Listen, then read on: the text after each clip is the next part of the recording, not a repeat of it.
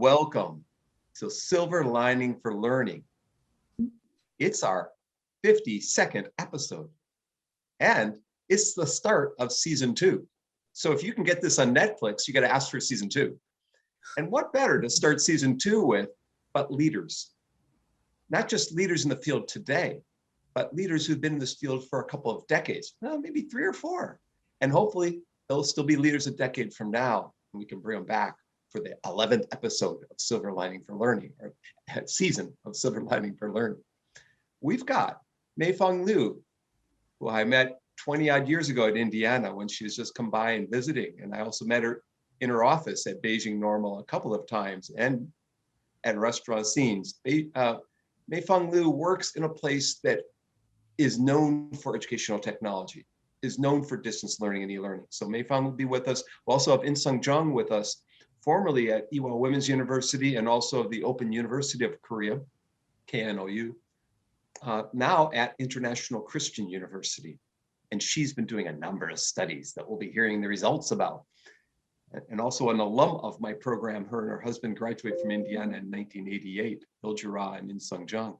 Third, we have Okwa Lee, who I met in graduate school when I was a student, first semester. She graded all my exams, didn't give me an A. I still remember. No, Okwa is at Chungbuk National University and is highly influential in terms of policy in Korea and around the world, actually. We'll hear about her work internationally, whether it's South America or Europe or Asia. It'll be interesting. So with that, we'll hear from all 3 of them, and we'll be jumping in with questions from time to time. But I'd like for each of you to tell a little bit of your story, just for 1 or 2 minutes each. Just tell us what led you to where you are today, and what are you currently working on that we want to ask you questions about. And I think we start with the youngest one, Fung. I'm the youngest one. Start with you because we've been chatting back and forth about what's going on at Beijing Normal. I think people would be really interested in finding out what's going on there. So Fung, she was also the first one who arrived, actually. Yes. Thank you, Kurt, for having me in this session. Yeah, I introduce myself a little bit. I'm the first generation of the program of education technology in Beijing Normal University. Yeah, I think I came to my university in 1985. This is the first generation, yeah, of this university of this program. I would like to try to say something what I have done here recently. So actually, we, in China, we really take the educational dictionaries very seriously.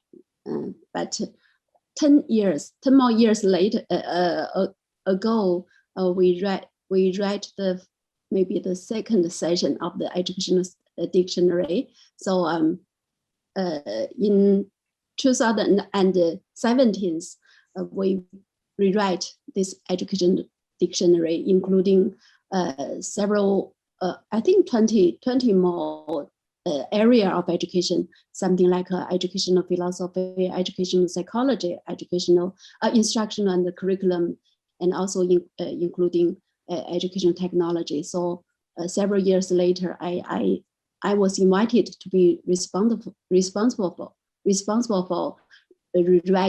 rewriting of education dictionary. We choose almost 500 entries in this dictionary. It really takes me 3 years to do this.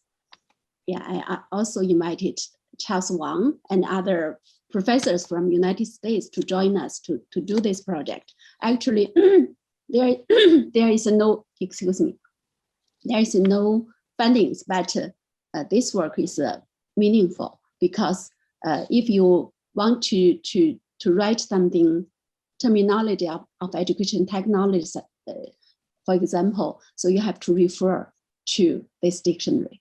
This is a big work. I finished that, but it is not published yet. So this is the work I have done several years later. Just before I finished this work, just before the pandemic broke out. another one is because by 2018, it is the 14th anniversary of the policy opening and reform this policy. So that's why we, the Higher Education Prize organized a series of books to show the development of education. So there's one book, the development of education technology in it. So I was invited to be responsible to write this book. I finished and it is published. It is also published. So for the ordinary work, I just work together with the company and the schools to do some curriculum development and also the instruction design. So that's my work for the recent years. Anything you want to know about my program here? So I think we'll go to In-Sung next, and we'll come back to questions about your program and about the institute. In-Sung, would you like to tell us what you've been up to at International Christian during the past couple of years? Sure. And I thought I am the oldest one here, but maybe in the middle. Okay, as you all know, so many things have happened around us recently. In the early part of the past year, I engaged in our faculty development and support for the emergency online teaching, as many of you did. It was a very hectic situation. A majority of my colleagues are working in a dedicated liberal arts college. This is a very small liberal arts college in Tokyo, had never taught online. So they didn't have any confidence, it's a lack of necessary technical skills. So we meaning the ICU, had to quickly organize formal training sessions and compile resources and work with faculty hand in hand. So I supported all of this from the side and managed a few social media groups. We use Line a lot.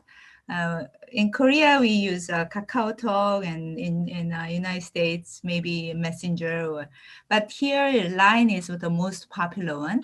So we organize a group with 2 to 3, 4, 5 faculty members in a group. So it's a very small body support system. So I organized a few of them. I'm still doing it with some people close, become very close. So that's one thing. Another thing is once all this process settled, I was able to initiate a few very exciting research and collaborative teaching projects with colleagues in Japan and Korea and the United States, mostly UCI and MSU, and then a couple of book projects with the scholars and policymakers from different parts of the world. And maybe I will introduce briefly a 2-book project that I'm doing. One is the Handbook of Open Distance and Digital Education, which was launched last year. Now we have 120 chapter authors from over, I think, 25 countries. So all chapters have been decided, luckily, and the publication process will be done via the management system. And I didn't know this before, but they have the publisher has a wonderful system so that each chapter, whenever it's ready, will be published online first, and then can be revised anytime.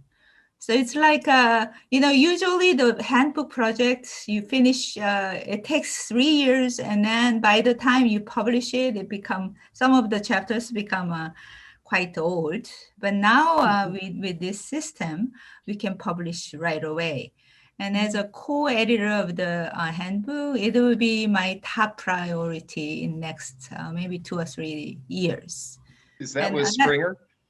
Is that Yeah, your Springer? okay. So you're doing a whole series for Springer, right? I mean, Yeah, I've seen yeah. several books, so that's not alone. I mean, in addition to a handbook, you've done a series leading to the handbook. Yeah, so that's the thing. Maybe I will talk about something else later. Okay, so we should probably go to Okwa here with a brief introduction from her, then we'll open up for more general discussion. Okwa's been more focused in international K-12 education. So, and in particular, I remember you had projects in Nicaragua that had problems because of the violence there. And so, do you want to mention either the projects in Central America or in Finland or in Indonesia or all three, Okwa? My project in Nicaragua has been very rocky from the beginning. Those people in that country are very collaborative and very professional, very good environment to have international collaboration. But the first year we had a riot. So some of our crew went to Nicaragua, and I was about to go. I was on the limousine bus to take an airplane, and I got a phone call from my crew in Nicaragua say, "Don't come. This is rocky, very rocky here." And last year, as you all know, coronavirus is very bad, so we couldn't visit and continue our workshop to enhance, to support those Nicaraguan secondary school teachers in math and English. And that's all the teachers in that country. This training involves in the nationwide scale. So we couldn't go last year, so we had to very quickly change all the contents that we supposed to open for offline workshop to online workshop. So a lot of expert teachers in that country converted those contents into Spanish video and uploaded, and the internet condition in that country is not as good as what we have here. So we had to do a lot of compromises, reduce the size of the contents and how to communicate and how to evaluate and so on. Now the basic principle, basic line of my work is to enhance teaching skills using ICT. Teaching skills, we have to check where your teaching skills belong to. How can you tell you are teaching well or not? What is the reliable tool to say your level of teaching skill, and how can you improve your teaching skill if you know where your teaching skill fall in deficiency and so on.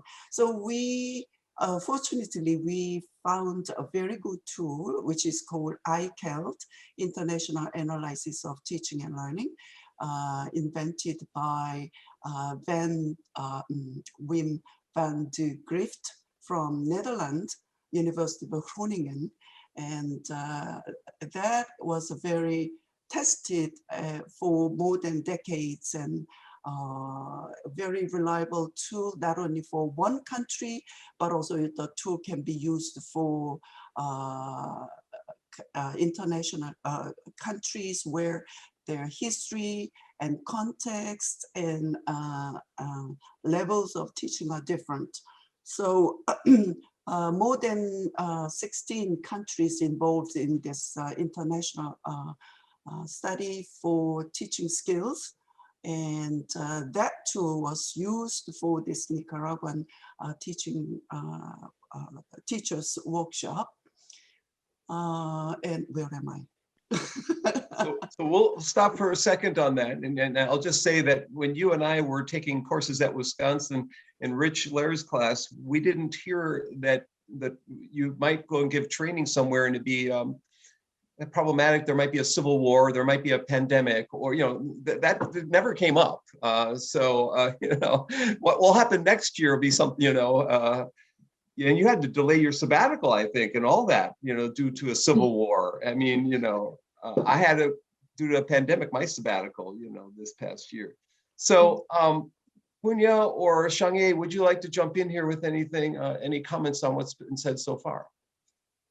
Yes, I actually have a question for Insung around the handbook that you mentioned, and we've had a couple of shows devoted to open educational resources and so on in Silver Lining from Learning. I think very early on, you went that route.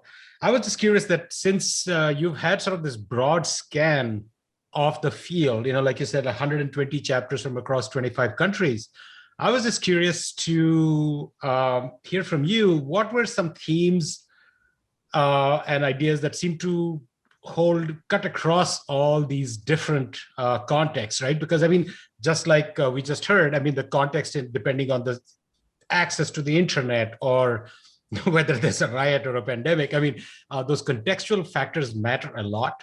But I think that a handbook of this scale allows us to see certain patterns that might not be obvious otherwise. So I'm just curious to hear from you. What are some trends or patterns that you see? Okay. First of all, the number of authors are over 120, but the chapter itself, I think it's around 100, 90 or 100. And we divided I don't know, it's the contextual information, but you are seeking, but we divided those chapters into 6 sections based on 3 levels: micro level, meso level, and macro level. So it covers what is happening, what have happened, or what have been researched in the field of at the macro level, which includes systems, changes in systems, mechanisms around the world. And then meso level is more like institutional level changes, and then the studies done with, for example, quality assurance at the institutional level. We do not just focus on open and distance education. We also include digital education, which is ICT used in a conventional schools as well. So that's a meso level. And at the macro level, we focus on instructional design issues and various issues at the course level, individual levels. So those are the kind of topics we are covering. And the very important part is openness. As the court and many of you are expert in openness, open education. So openness is kind of inserted in every level of the chapters. And we also invited experienced scholars as well as younger scholars, which will bring new perspective. And not just from distance education field, but educational technology or psychology and around different disciplines. And then the really good thing is that it's going to be an open access, open publication. We were able to raise funds to cover the cost, which was a lot, but I'm happy to announce it's going to be an open book. So that's kind of interesting because if you're talking about open education and then the book is not open, that sort of defeats the purpose. So yeah. I'm glad that you could work that. I think, Xiangye, you had a question for all 3, and thank you for that. Yeah, before my question, actually, I can do a little bit advertisement of our journal, that is ECNU Review of Education. This is an open access journal, and without any publication fee charged from the author. So we would like to promote this kind of a new type of public, Punya is put our journal website there. And I have a question for 3 of you as leader in the Eastern Society and also the international community. That is from your perspective and experience, and what kind of education innovation do you perceive or detect in education, and would it be sustainable? Actually, we have already discussed that in the past episodes, especially in China episodes.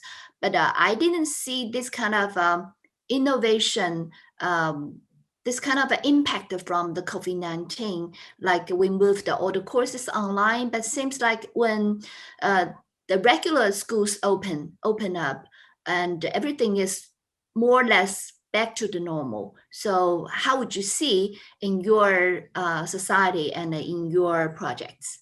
Thank you.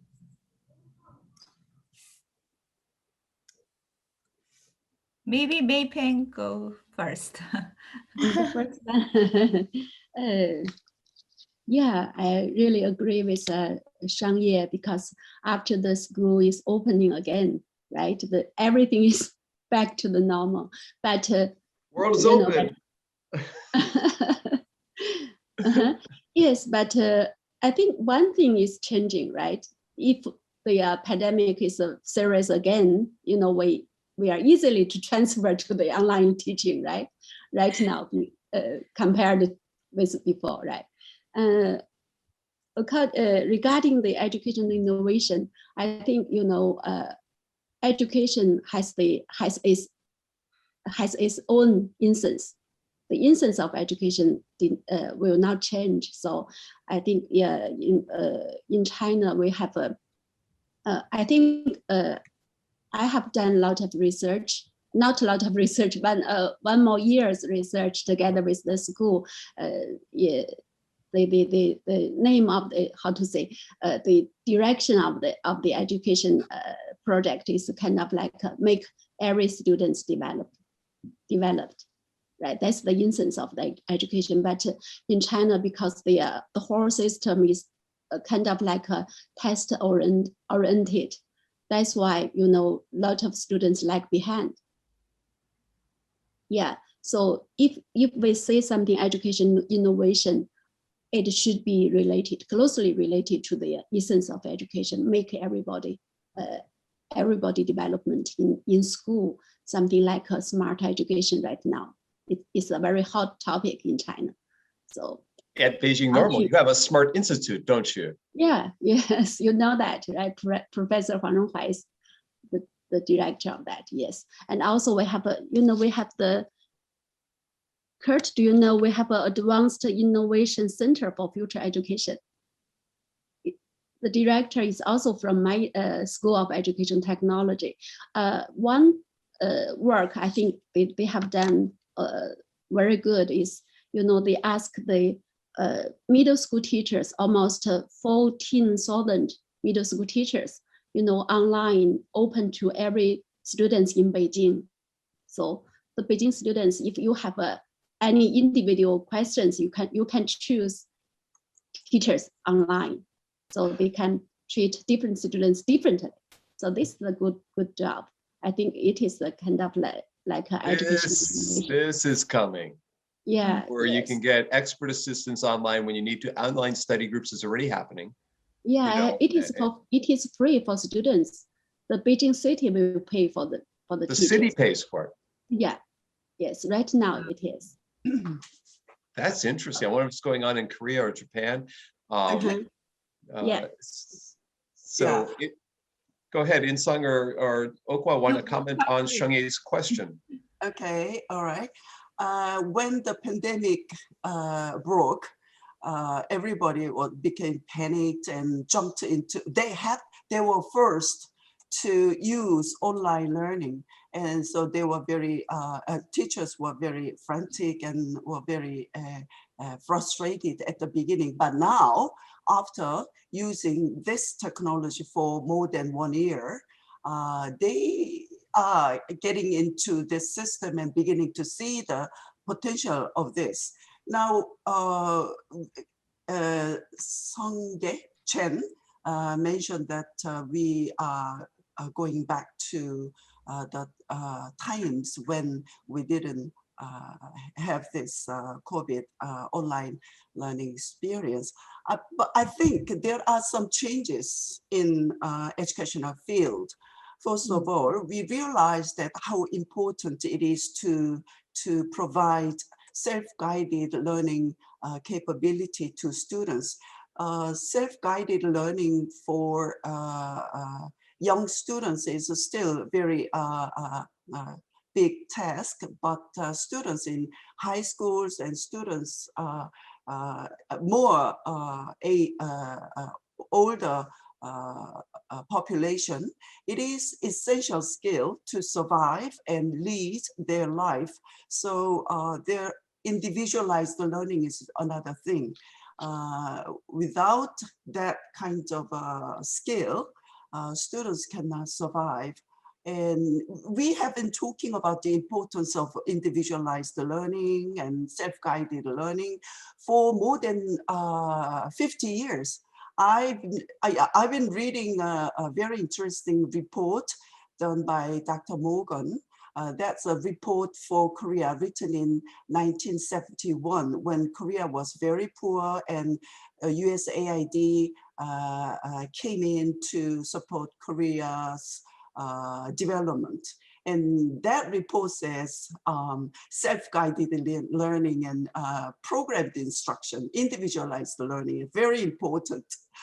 And so they pour the money to practice those ideas, and they pour the money to open up TV and radio station for education. Now that is EBS these days. So it's not a new idea, but it's an idea, educational idea that has not been practiced fully in our history. Now we realize how important those philosophies, those ideas in education. So that's, I think that was a very good fruit we got from this COVID time. And people now feel very comfortable using technology, and because of that, within a very short time, we facilitized all the infrastructure needed for e-learning. So it's not just infrastructure for affluent schools, but the schools in the whole country received this support for infrastructure. So I think, and the teachers' collaboration, teachers realized how it is important, how important it is to collaborate, peer collaboration, and peer collaboration makes a big impact on students' performance. And I've been studying why Korean students, their performance is very superb in international studies, but not the teachers' performance. TELIS, OECD study, TELIS says Korean teachers' performance is not as good as the average of OECD teachers. So I became very interested why this discrepancy, where that discrepancy come from. And I realized that TELIS didn't look at how the teachers teach directly. It's all indirect variables they collected. So that's why I am interested in ICALT. And we go into the classroom and observe classroom and see how teachers do their performances. And based on the international competitive study, Korean teachers did the best in the world. So that showed it's a correlation. So yeah, I've been working on this topic and it's amazing. It's really fun to see the result. Do you realize the words you're saying? I mean, do you realize the words you're saying? What? The teachers made significant changes over the past year.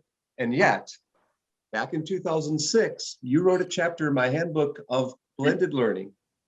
We had this lovely lady right here named In-sung Jung that's captured in this book. We had this other lovely lady named Okwa Lee writing a chapter in this book, and her friend, and Young-ok, and we had this gentleman working with, who you just talked about, Dr. Rongwei Huang, all writing in 2006 about SARS and how SARS impacted, you're just like the pandemic now. So you've been at this for a long time, all of you. And now all of a sudden, because of a pandemic, there's major change, major awareness, and all these huge changes happening in front of your eyes, That's right. Isn't it kind of a bizarre pinch your skin moment to say, is this really happening now? What if this would have happened 20 years ago? Would my life be different would the discipline be different? What if COVID hadn't happened? What if SARS hadn't happened? Would we be waiting another 20 years? So, and I wanted to go to Insung next, but it looks like we lost Insung's connection, so she's going to have to come back on it. But isn't it kind of a weird feeling? Thanks to COVID. I mean, totally strange feeling. So we should probably go to I have another question of our comment, and it's for Insung. So we should probably go to one of the questions from the audience. We have three of them. So I can want to pick one of those out, Punya? Yeah, I'll pick one. And I think that sort of connects with what has been talked about so far. And I'm going to sort of rephrase this question from Natalia as to what went well and what didn't. And, she's asking specifically with respect to Nicaragua. But I think broadly, what went well and what didn't. I think that's incredibly important for us to think about. And, and particularly given, the context of Korea is very different from a context in, let's say, Nicaragua or in the US or in India and so on, that how does one adjust to this differential in internet access? Because to me, it's become a huge issue of equity. I mean, if one thing that the COVID has shown us is that it's differentially impacted groups which were already disadvantaged, right?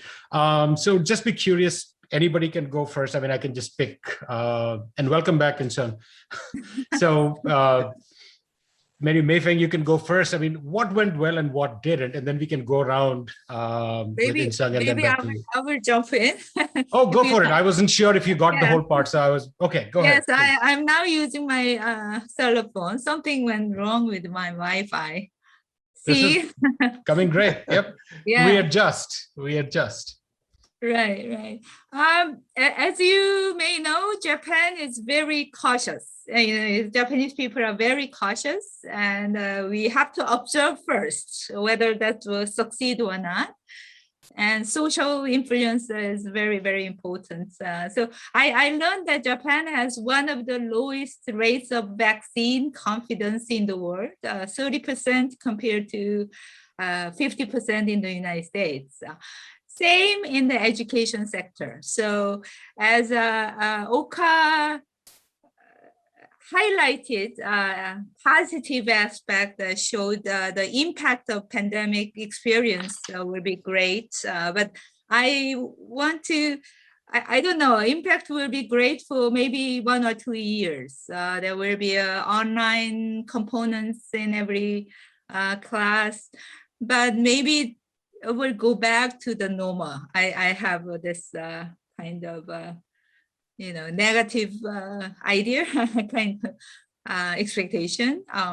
But it was good that we found out the students and the individual teachers' dedicated mind. I mean, they were really dedicated to make this work, despite very, I shouldn't say poor, but compared to Korea and some other countries in Asia, maybe China, the schools were not ready when this pandemic happened.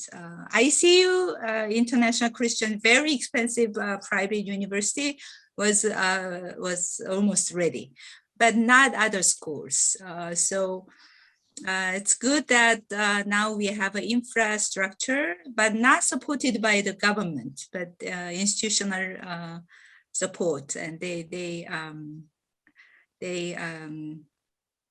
paid resources. They put resources to build the infrastructure system, and then individual teachers work very hard, and students were able to develop some basic IT skills. But as you mentioned about inequality, some kind of digital divide among students. Their home environment was very poor. So no Wi-Fi connection except through Wi-Fi in your mobile phone. So many of the students still do not use video images, even during the discussions. So which means we have some kind of, in Japan, at least we have some kind of infrastructure investment needed at the national level, which I doubt it's going to happen within few years. So I have a little bit of, the negative skepticism towards projection in the future. No, yes, and I'm sort of the same way. I think, with respect to the urge to go back to what it was is just so strong that I worry that many of these, and I think, Okwa, what you spoke about, which is this idea of self-resilience and self-learning, to me, that's important irrespective of a pandemic or not, right? I mean, that's been something that is a life skill that, you want your students to develop. And I worry about that. So I'm going to repeat my question again, just in case it wasn't clear. I would love to hear from Mei Feng and from Okwa, which is what worked and what didn't. What were some positives that you think have emerged? And Okwa, you've spoken to some of them already. So Mei Feng, if you have any thoughts on, given this pandemic, what were some positives and what were some things which, equity, of course, is one issue. What were some of these other issues? Or if you can speak more about any of these. Okay.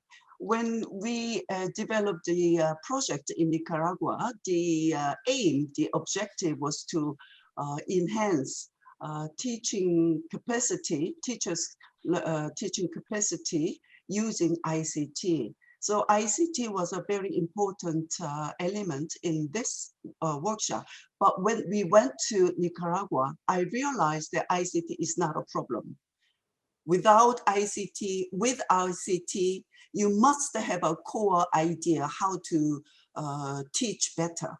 If you do not have that idea, technology doesn't help you. Now it helps, but still there are some more important, more core knowledge, like, is there a national curriculum? Is there a textbook? Is there a lesson plan that teachers were trained how to teach and preparation before they go to the classroom?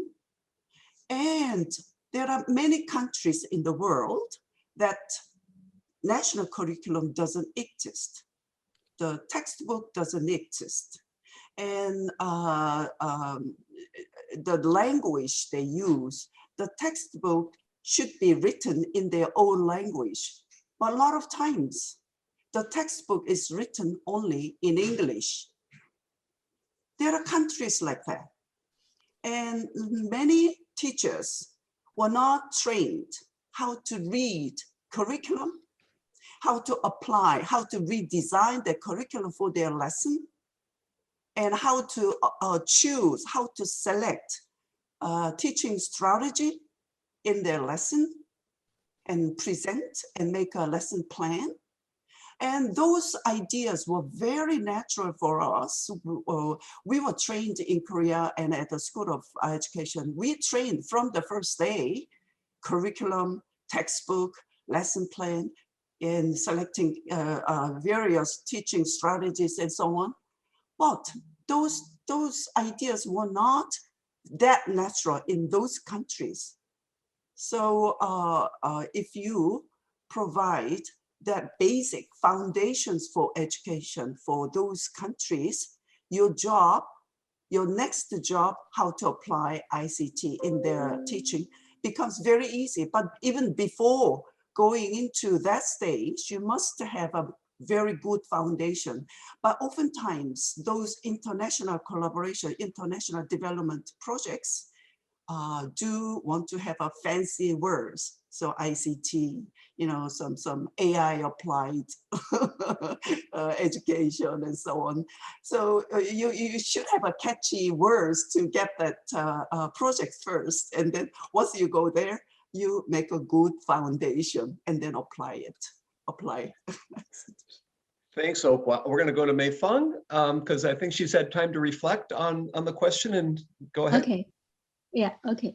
So during the pandemic period of time, my university, and together with all other universities, really delivered a lot of lectures to the school teachers to help them online teaching. So we also developed a series of micro lessons as well. So I think from these events, the teachers, before really reluctant to use ICT in their teaching, but after that, they are not afraid of information technology. They think, oh, it is easier right now. So I think the advantage of this event is the teachers and the students are not afraid of technologies right now.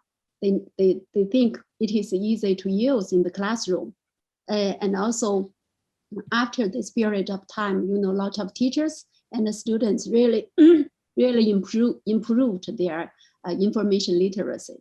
That's the main advantage. And because of the we cannot meet in person, so we have a lot of meetings online, right? Like ours right now. Yeah, almost a lot of conference, a lot of meetings we are not present in person, but online. So something like a doctoral students interview, right? Right now it is a period of time we have to interview the doctoral students. How to say? So we all use the internet meetings. So that's the good part. I think. One thing that is interesting to me, as I, and again, same thing, I've been invited to give a lot of talks because, it's all on Zoom now, right? Or whatever. One of the things that's been interesting to me is when I look at sort of technology integration in teaching, I think the pandemic has done, just like you said, Mei Feng, that it has actually brought a lot more comfort with the technology because you just don't have a choice anymore. And so you do that and you're sort of forced into it. But when I see it from the point of view of sort of the TPAC framework, which is saying technology, pedagogy, and content should be working together, what I am seeing is a great growth in the technological pedagogical knowledge, which is how to use technology for teaching in the sense of, how can I break into groups? How can I keep students engaged? How can I, so on and so forth. What I'm not seeing though, is that intersection between content and technology. So I'm not seeing as much discussion of that. If I'm a maths teacher, what kinds of technological tools can I be using in this online environment? Or if I'm a history teacher, or if I'm an English teacher. So I think that to me has been a conversation that hasn't happened or hasn't received as much attention in both teacher professional development, as well as in, just the conversation, broader conversation that I'm seeing. I'm seeing a lot of talk about how to use technology, but in very broad and generic ways, not necessarily in ways that are driven by the demands of the content. And so I just wanted to make that comment because that's something that I've observed in a lot of the conversations that I'm seeing.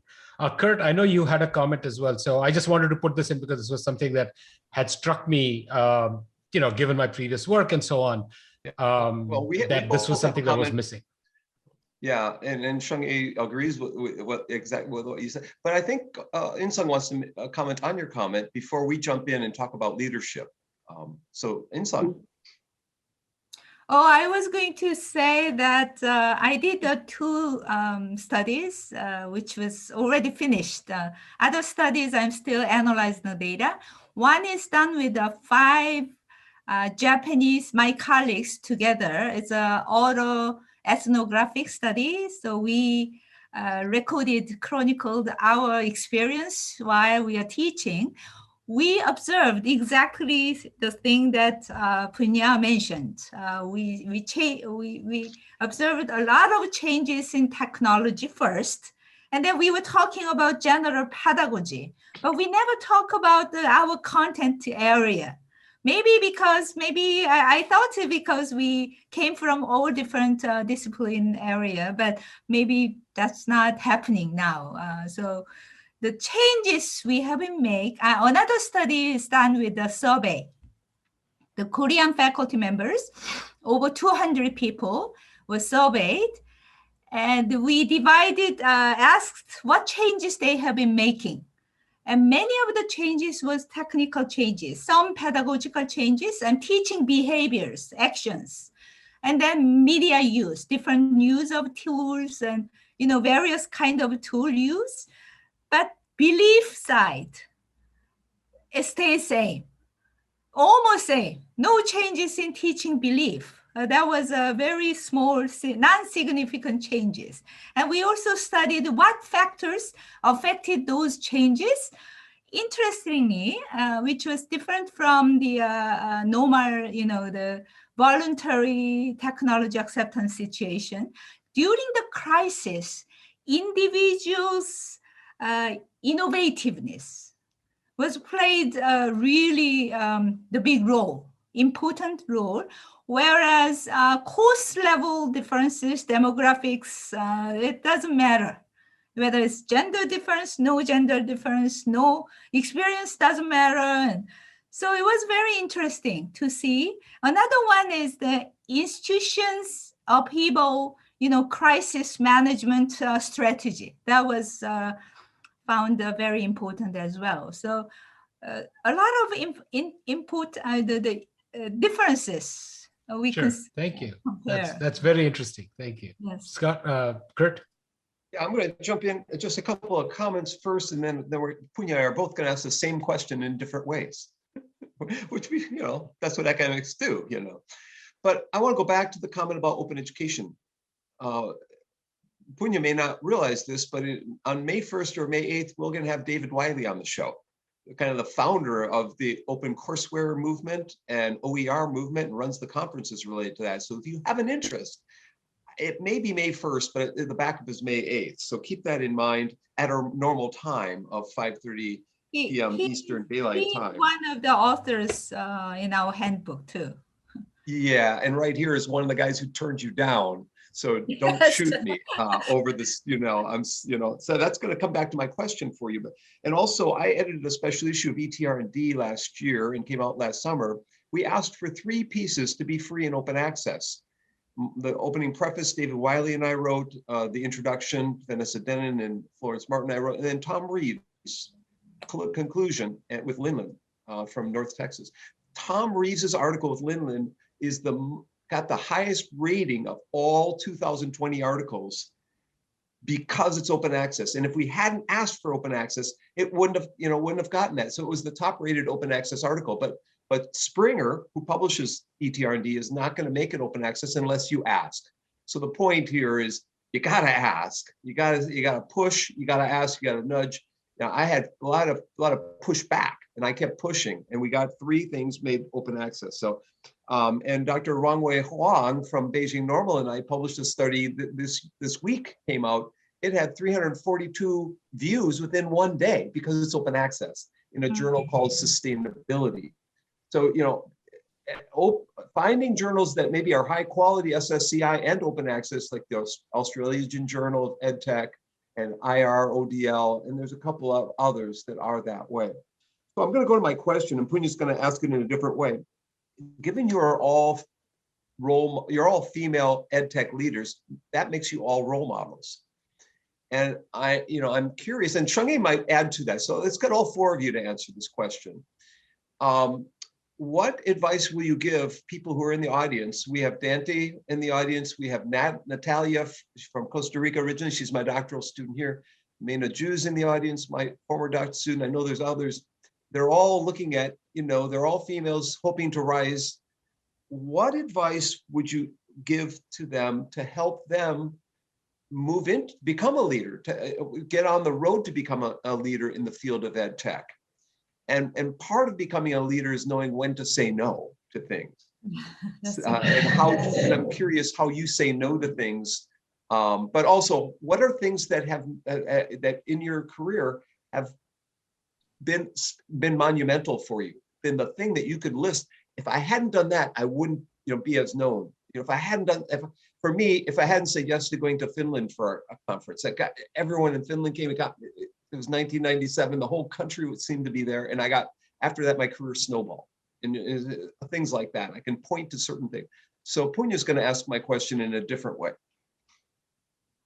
think the main point, I mean, is I think you've already hit on the main theme, Kurt, which is, you know, most academia is heavily male dominated. And so for women to rise to the top, I think that's an amazing, and it's wonderful that's why I was very excited about this panel. And particularly in Asian nations, we understand that. And so your insights in that regard, I think would be very valuable for anybody who's watching. And so just want to second what Kurt said. And you know, I think we'll start with Shuangye just because we need to change the order up a little bit, and then we'll see whoever wants to jump in. And let me say, we have 10 minutes or so left in the show. So, you know, Okay. Keep a couple minutes each or so. Yeah. Sure. I think I can finish it in 2 minutes, and this is also kind of some prompt response from me. I think what was kind of the key issue that is not what female leader can do alone. The first, I think we still need a kind of ecology. This is just along my path of growth. I can see actually those wonderful mentors, they are male, and they would pay attention, and they are very mindful about growing or developing this female leadership out of the mentees. So I think this is important.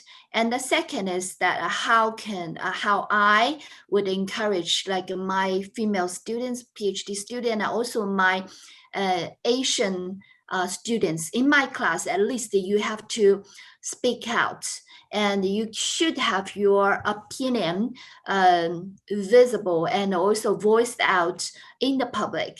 And I think in all the Asian classroom, usually they just be very, used or customized to be remain silent and also be respectable, to respect the teacher. But actually they do have their ideas. But however, in our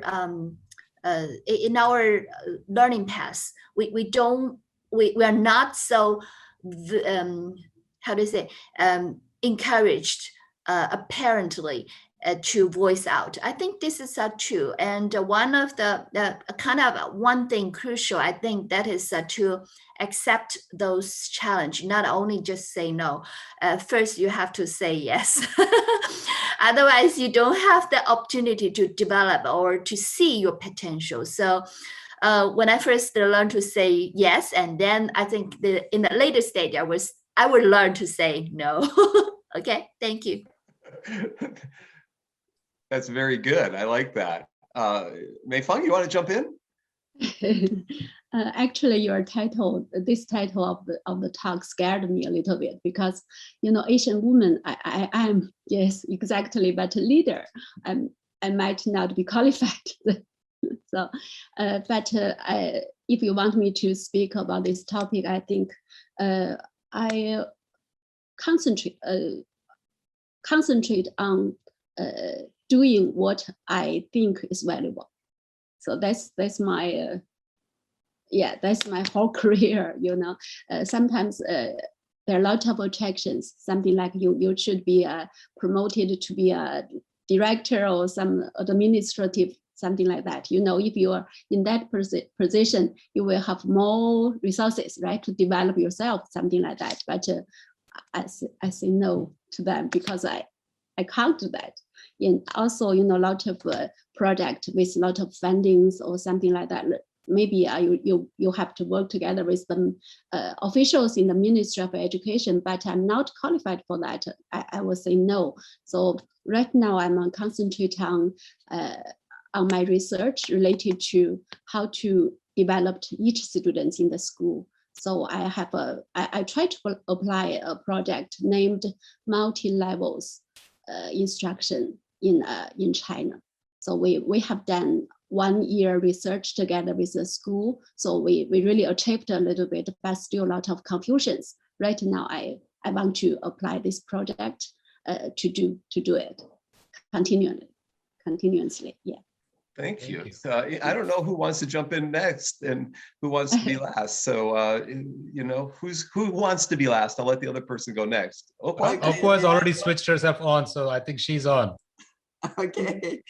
Three things I want to talk. The first is a positive attitude.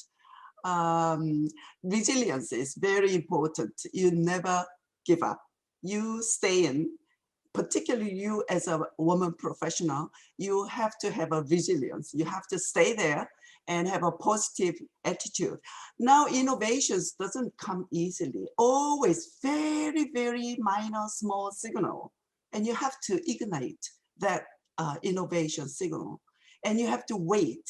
It takes a long time. It takes a lot of energy to make it grow. But you should have that positive attitude that it'll come later in the future. You should have a trust in it. And the second is the networking skill.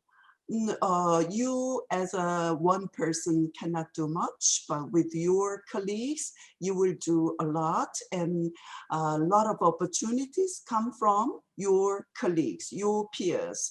So networking skill is very important. And if I look back my career, the moments where I made a big decisions or made a big change, I always had some friends, some colleagues, some networking opportunities. So networking is very important. But one thing is that you can't predict, you can't plan this networking, I mean, the opportunity. So you have to, plunge yourself into the sea of opportunity, be there. And third is writing skill. I noticed that whatever you do, the top position in that area comes from the writing skill. Whatever you do, writing skill is the most essential skill that every professional should have. Without that skill, you are always in the middle. So writing skill, you have to train yourself hard how to write well. You have to persuade your idea in a more persuasive way. Okay, that's it.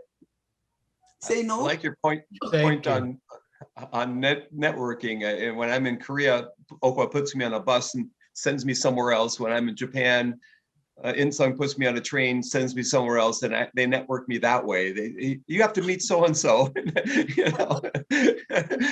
So that's why you're at the center of network. I should have gone before Oka, because I was going to say the importance of networking. In the sense that I really think the women, especially for women, men in Asian society or maybe in other parts, they gather together and have a drink and talk. But women tend to, not because of their characteristics, the born characteristics, but maybe social circumstances make it difficult for women to develop a network, help each other. Maybe I don't know what's behind it, but I think it's important that women we have to support each other and have a community, kind of working with the young female scholars together. You will find it very, very exciting, and you learn a lot, which I try to do these days. So networking, I like to support Oka's idea. Another thing is that educational technologists, or if we are working in this field, soon you will find yourself at the center of action, which is very exciting. You will be asked to do many things. You're going to be part of policy making process and doing this and that. But if I like to say, don't just end up liking it there. Go beyond the action. Maybe take advantages of the opportunity to be in action and find the research themes from the successes or failures in the practice. Otherwise, you will just consume yourself doing the same thing again, doesn't contribute to the knowledge society. Maybe that's why writing skills is important. I think reflection of action and then put it into the communicable way, which is maybe writing or video presentation conferences. I think that action is really important, going beyond, the policy making or other actions. Okay, I think I will stop. Thank you so much. As you can see from the YouTube chat, a comment from one of our listeners about how valuable this advice is to her, as and as well that she has benefited so much just as even as a learner from some of these things. And I really want to emphasize this piece around communication and writing. I think that, Okwa, you are absolutely there, that if we cannot take what are these complex ideas in our heads and persuasively present them to other people, I think that was what transformed my career. My work with Matt Kaler was that I think we were able to communicate our ideas in a way that connected with people. And I think that's a very, very important skill. But I can't speak to the pieces that you spoke about, which is from your personal experience of being a woman and a leader in the field. So thank you so much for that. And I think I'm going to pass it back to Kurt to summarize and to also introduce the next episode. Thank you, Punya. And I must say, this is a splendid show.